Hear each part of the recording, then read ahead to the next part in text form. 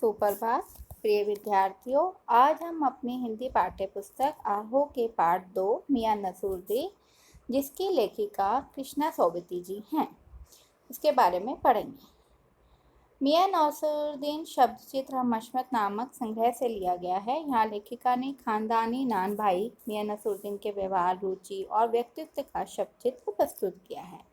मियां नसरुद्दीन ने मसीहों की भांति अपनी रोटी बनाने की कला का बखान किया, यानी कि मसीहों अर्थात जैसे प्रतिभाशाली व्यक्ति होते हैं उनकी तरह वो किसी न किसी कला में निपुण होते हैं। उस प्रकार से जो मियां नसरुद्दीन जी भी हैं वो रोटी बनाने की कला में निपुण हैं।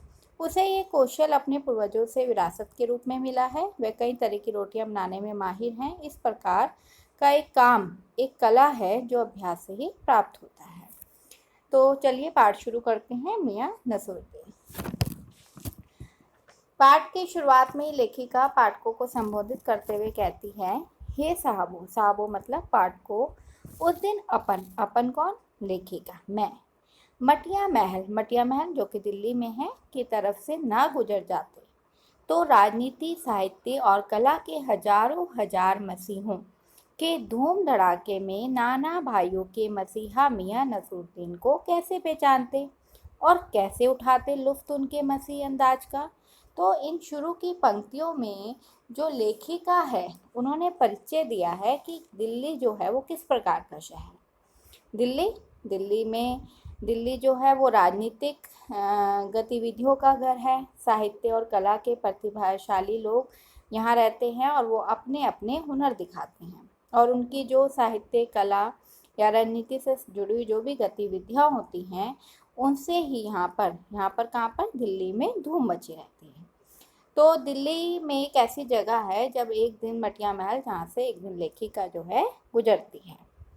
हुआ ये कि हम एक दोपहरी जामा मस्जिद के आड़े मटिया महल के गवैया मोहल्ले, जगह का नाम है गड़िया मोहल्ले, की ओर निकल गए। अब लेखिका जो है वहां से निकल रही थी। एक निहायत मामूली अंधेरी सी दुकान पर पटापट ओटे का ढेर सनते हुए देख छिटके। अब लेखिका ने क्या देखा? एक मामूली सी अंधेरी सी दुकान का मतलब यहाँ पर है कि वहाँ पर रोशनी कम है, और वहाँ पर पटापट आटे का ढेर सनते देख। आटे का ढेर मतलब आटा जो है वो सनना मतलब गूंदा हुआ, तो रखा हुआ है बहुत सारा आटा। तो लेखिका ने सोचा सेवइयों की तैयारी होगी, मतलब सेवइयाँ बनाई जाएंगी। पर पूछने पर मालूम हुआ कि खानदानी नान भाई मियां नसरुद्दीन की दुकान पर खड़े हैं। और पूछने पर मालूम हुआ कि ये किसकी दुकान है? मियां नसरुद्दीन की जो दुकान है, जो कि खानदानी नान भाई हैं।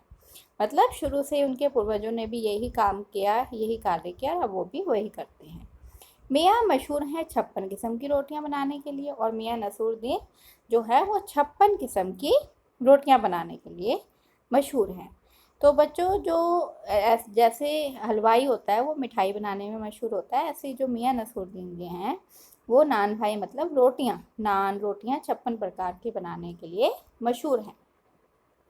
वे अपने मसीही अंदाज से रोटियां बनाया करते हैं, और सभी नान भाई मतलब जितने भी रोटी बनाने वाले हैं उन सब में सर्वश्रेष्ठ हैं। वे खानदानी नान भाई हैं।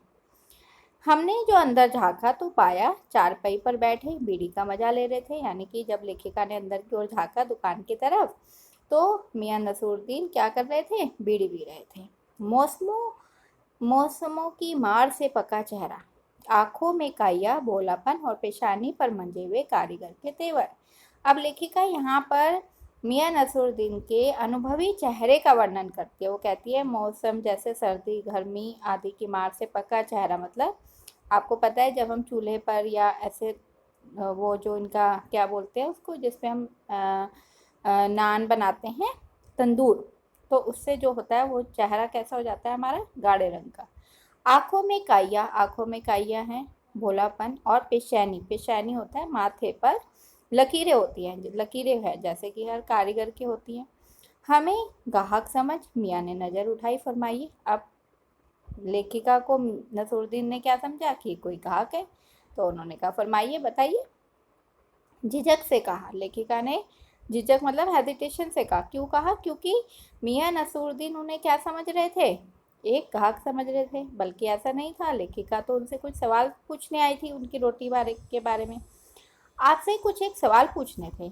आपके पास वक्त हो तो। मियां नसरुद्दीन ने पंच हजारी अंदाज से सिर हिलाया। पंच हजारी का मतलब होता है बच्चों 5,000 सिपाहियों का सेनापति। मतलब जैसे 5,000 सैनियों सिपाहियों के सेनापति जैसे अंदाज में रहते हैं, उस अंदाज से उन्होंने क्या करा, सिर हिलाया। निकाल लेंगे वक्त थोड़ा, पर यह तो कहिए आपको पूछना क्या। उन्होंने कहा ठीक है निकाल लेंगे वक्त।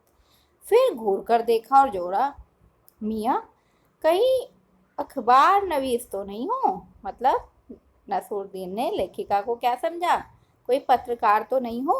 वह तो खोजियों की खुराफत है। मतलब पत्रकारों का काम ही होता है प्रश्न पूछना उत्तर देना। हम तो अखबार बनाने वाले और पढ़ने वाले दोनों को ही निकम्मा मानते हैं, निठल्ला मानते हैं। हाँ, कामकाजी आदमी को इसमें क्या काम है। मतलब कामकाजी आदमी को इससे क्या मतलब है। खैर, आपने यहाँ तक आने की तकलीफ उठाई है तो पूछिए क्या पूछना चाहते हो। पूछना यह था कि किस्म किस्म की रोटियां पकाने का इल्म आपने कहाँ से सीखा। इल्म होता है बच्चों शिक्षा, कि आपने ये शिक्षा कहाँ से प्राप्त करी। तो आप यहाँ पर एक चित्र देख रहे हैं जिसमें ये जो लेखिका है और मियां नसरुद्दीन है और ये इनकी दुकान है जहाँ पे तंदूर पका। तो मियां नसरुद्दीन ने आंखों के कंचे हम पर फेर दिए, फिर तर्क बोले, क्या मतलब। पूछिए साहब, नान भाई इल्म लेने कहीं और जाएगा। मतलब नान भाई, मैं जब खानदानी नान भाई हूँ तो मैं शिक्षा लेने कहीं और थोड़ा जाऊँगा सीखने। क्या नगीन नगीन सराज के पास जाऊँगा, यानी कि नगीने तराशने के पास, या आईना सास के पास, या मीना सास के पास, या रफूगर के पास, या रंगरेज के पास, या तेली तंबोली से सीखने जाऊँगा। मतलब मैं कहाँ जाऊँगा, किसी कारीगर के पास थोड़ा सीखने जाऊँगा। क्या फरमा दिया साहब, ये तो हमारा खानदानी पेशा ठहरा है। ये तो मैंने अपने खानदानी मतलब अपने बाप दादाओं से सीखा है, अपने पिताजी से, अपने दादाजी से। मैं इसके लिए कहीं किसी कारीगर से सीखने नहीं गया था। इल्म की बात पूछिए तो जो कुछ भी सीखा है अपने वाले उस्ताद से ही सीखा। वाले उस्ताद कौन है उनके, वालिद। वालिद किसे बोलते हैं, पिता को। कि अपने पिताजी से ही सीखा है। मतलब ये कि हम घर से ना निकले कि कोई पेशा अख्तियार करेंगे। मतलब हम तो घर से ही नहीं निकले, हमने तो घर से ये सब कुछ सीख लिया था। जो बाप दादा का हुनर था वही उनसे पाया, और वालिद मरहूम के उठ जाने पर, मतलब अपने पिताजी की डेथ हो जाने पर, मृत्यु हो जाने पर, उन्हीं के ठिए पर, यानी कि उन्हीं की दुकान पर। मतलब ये दुकान जो है वो बहुत पुरानी है। उनके पिताजी के गुजर जाने पर हम इसी पर बैठ गए। आपके वालिद, आपके वालिद मतलब आपके पिताजी। मियां नसरुद्दीन की आंखें लम्हा भर को किसी भट्ठी में गुम हो गई। मतलब वो जो है किसी गहरी सोच में पड़ गए। लगा गहरी सोच में, फिर सिर हिलाया। क्या, आंखों के आगे चेहरा जिंदा हो गया। मतलब अपने पिताजी का, दादाजी का। हाँ, हमारे वालिद साहिब मशहूर थे, मियाँ बरकत शाही नान भाई। अब ये उनके पिताजी का नाम है, मियाँ बरकत शाही नान भाई। गड़ैया वाले के नाम से वो प्रसिद्ध थे। और उनके भी वालिद थे, यानी कि मेरे दादाजी थे, आला नान भाई मियाँ कलन। तो ये सब उनके नाम हैं, नसरुद्दीन जी के पिता के और दादाजी के। आपको इन दोनों में से किसी किसी की भी कोई नसीहत याद हो। नसीहत मतलब जैसे आपको लेखिका ने पूछा, आपको कोई तो कुछ शिक्षा याद होगी अपने पिताजी की या दादाजी की। नसीहत की कहें कि काम करने से आता है, नसीहतों से नहीं। मतलब मुझे आदि को शिक्षा नहीं दी गई थी, ये तो मेरे अंदर काम करने का जज्बा था तो मैंने सीख लिया। हाँ, वज़ा फरमाया है। पर यह तो बताइए कि जब आप, हमने भट्टी की ओर इशारा किया, अपनी भट्टी को इशारा किया कि जब आप इस काम पर लगे हो तो वालिद साहब ने सीख के तौर पर कुछ तो कहा ही होगा आपको, कोई तो शिक्षा दी होगी कि ऐसा करना। अब नसरुद्दीन जो साहब हैं ने जल्दी जल्दी से 2-3 कश खींचे। कश मतलब वही बीड़ी पी रहे थे तो बीड़ी पीते हुए फिर गला साफ किया और बड़े अंदाज से बोले, अगर आपको कुछ कहलवाना ही है तो बता दिए देते हैं। आप जानो, जब बच्चा उस्ताद के यहाँ पढ़ना बैठता है, मतलब जब कोई बच्चा सीखता है, शिक्षा सीखता है, पढ़ता है, तो उस्ताद क्या कहता है, आलिफ, तो बच्चा भी अलिफ कहता है। वो कहेगा बे तो बच्चा भी कहेगा बे। ये कहेगा जीम तो बच्चा भी कहेगा जीम। मतलब ये सब जो है अरबी के शब्द हैं। अर्थात नसरुद्दीन का कहने का तात्पर्य है कि नसीहत क्या, शिक्षा क्या, वो तो जो हमें उन्होंने सिखाया हम भी वही सीखते रहे। अर्थात हमें जो उन्होंने बताते गए। इस बीच उस्ताद जोर का एक हाथ सिर पर धरता है, और मतलब उन्होंने, उस्ताद जो है, जब हम, बच्चा जो है उस्ताद के कहे अनुसार शब्दों को बोलता रहता है तो उस्ताद जो है उसे आशीर्वाद देता है और शागिर्द चुपचाप परवान करता है। यानी कि और जो शिष्य होता है उसका, वो चुपचाप सीखता रहता है। मतलब कहने का तात्पर्य ये है कि जब हमें शिक्षा देने वाला कुछ भी सिखाता है और वो जैसा कहता है, जैसा पढ़ने को कहते हैं वैसे ही पढ़ते हैं, और ऐसे ही हम क्या करते रहते हैं, शागिर्द मतलब शिष्य जो है चुपचाप परवान करता रहता है, सीखता रहता है। समझे साहिब? एक तो पढ़ाई ऐसी, और दूसरी बात बीच में छोड़ सामने से गुजरते। अब उन्होंने उसकी बात को बीच में छोड़ दिया और सामने से गुजरते हुए मीर साहिब को आवाज़ दे डाली, कहो भाई मीर साहिब सुबह ना आना हुआ, पर क्यों नहीं आया? मीर साहिब ने सिर हिलाया, मैं अभी लौट के आएंगे तो बताएंगे आपको। अब फिर वो उसी लेखिका से ही बात करने लग गए। आप दूसरी पढ़ाई की बाबत कुछ कर रहे थे, मतलब आप दूसरी पढ़ाई के बारे में कुछ बता रहे थे। किसने कहा? लेखिका ने। इस बार मियाँ नसरुद्दीन ने यूं सिर हिलाया कि सुकरात मतलब सुकरात जो एक दार्शनिक थे, ऐसे सिर हिलाया। हाँ, एक दूसरी पढ़ाई भी होती है। सुनियो, अगर आप बच्चे को भेज दे मदरसे तो बच्चा ना कच्ची में बैठा और ना ही बैठा पक्की में। कच्ची मतलब वही नर्सरी LKG, और पक्की हुई फर्स्ट, ना दूसरी में ना दूसरी कक्षा में, और जा बैठा तीसरी में। हम ये पूछेंगे कि उन तीनों जमातों का क्या हुआ। तीनों जमातों मतलब तीनों क्लास का क्या हुआ। अब यहाँ पर लेखिका जो है वो नसरुद्दीन से प्रश्न पूछ रही है, लेकिन बात करते हुए लेखिका को ऐसा लगता है कि नसरुद्दीन जो है वो उससे प्रश्न पूछने लग गए हैं। मतलब लेखिका कहती है कि हमारी बात का जवाब ना देते हुए नसरुद्दीन हमसे ही प्रश्न पूछने लगता है। वो कहते हैं, बताओ उन 3 क्लासों का क्या हुआ। उन अपना ख्याल की मियाँ नसरुद्दीन नानवी अपनी बात का निचोड़ भी निकालेंगे, पर हम ही पर दागते रहे, यानी कि हमारी बात का जवाब ना देते हुए हमसे ही प्रश्न पूछते रहे। आप ही बताइए ना, उन 2-3 जमातों का क्या हुआ। ये बात मेरी समझ तो बाहर थी। अब लेखिका कह रही ये बातें मुझे तो समझ में नहीं आई, मैं उससे क्या पूछ रही हूँ, वो क्या कह रहे हैं, तो ये बात मेरी समझ में नहीं आ रही थी। इस बार शाही नानबाई मियाँ कलन के पोते अपने बच्चे खूचे दांतों से खिलखिला के हंस दिए। अब नान भाई जो है वो मियाँ कलन के पोते हैं, तो वो अपने दांतों से खिलखिला के साथ दिए। मतलब मेरा क्या साफ ना था? लो साहिबो, अभी साफ हुआ जाता है, जरा सी देर को मान लीजिए। अब वो मियाँ नसरुद्दीन, लेखिका कहती है मुझे कुछ समझ नहीं आया, मुझे फिर से समझाइए। तो फिर नसरुद्दीन जैसे समझाते हैं, हम बर्तन धोना ना सीखते, हम भट्टी बनाना ना सीखते, भट्टी को आँच देना ना सीखते, तो क्या हम सीधे सीधे नान बाई का हुनर सीख जाते। यानी कि किसी भी शिक्षा को ग्रहण करने के लिए उसका बेसिक सीखना ज़रूरी होता है। तो ये तो है नहीं कि सीधा हमने नान बनाने सीख लिए, पहले हमने बर्तन भी धोए, भट्टी कैसे बनाते हैं वो भी सीखी, भट्टी को आँच कैसे देते हैं वो भी सीखा, उसके बाद ही तो हमने मतलब नसरुद्दीन अब इस समय लेखिका को ये समझाना चाह रहे हैं कि बच्चा जो है सीधा ही कुछ ना सीख जाता, पहले उसको नर्सरी LKG फर्स्ट सेकंड दूसरी में आना पड़ता है, तभी जाके वो आगे कक्षा में जाता है।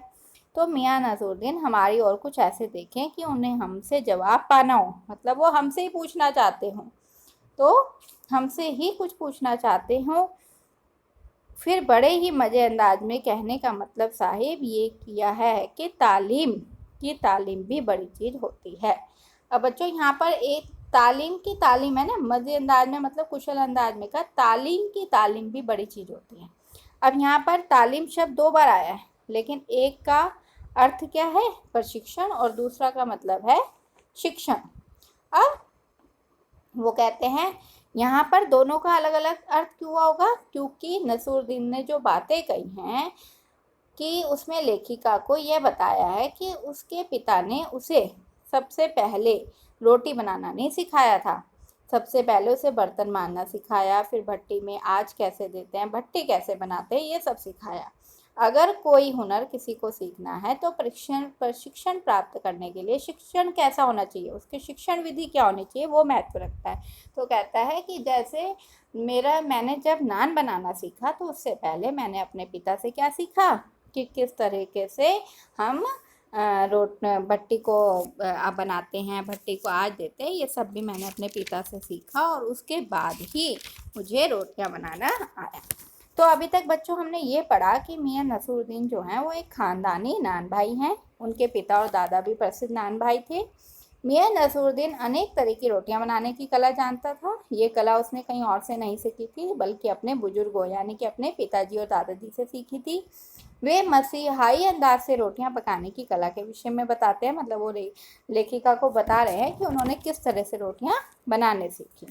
उन्हें अपनी कला के आधार पर ही नान भाइयों का मसीहा कहा जाता है। तो लेखिका भी कृष्णा सौबती क्यों गई थी मियां नसरुद्दीन के पास? यही जानने गई थी कि वह अनेक तरह की रोटियां बनाने की कला में किस तरह से पारंगत है, किस तरह से कुशल हैं। उनके खानदान और व्यक्तित्व से, मतलब उनके खानदान से, उनके व्यक्तित्व से संबंधित प्रश्न पूछने के लिए उनके पास गई थी। तो अभी तक हमने ये सब पढ़ा है अपनी इस निबंध में। अब अगला जो है वो अगले पार्ट में हम ये पढ़ेंगे कि बादशाह का इसमें नाम आएगा, उसके बारे में पढ़ेंगे। तो ये जो पार्ट है इसका ये पहला भाग यहीं पर समाप्त होता है।